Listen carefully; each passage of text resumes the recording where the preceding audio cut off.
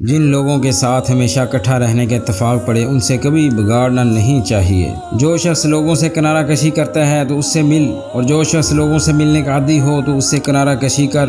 ہر نئی چیز اچھی معلوم ہوتی ہے، مگر دوستی جتنی پرانی ہو اتنی ہی عمدہ اور مضبوط ہوتی ہے۔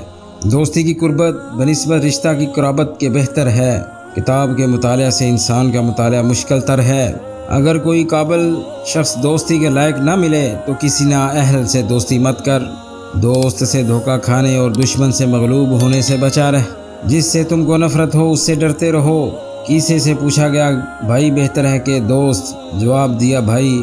دوستوں سے بکثرت ملاقات نہ کر، مناسب یہی ہے کہ سلسلہ ملاقات مختصر ہو۔ جو شخص تیرا دل برا خیال کرے یا دشمن جانے اس سے بچتا رہ۔ تمہارا دشمن خواہ تجھ سے چھوٹا بھی ہو مگر اسے ہاتھی سے بھی بڑا سمجھ۔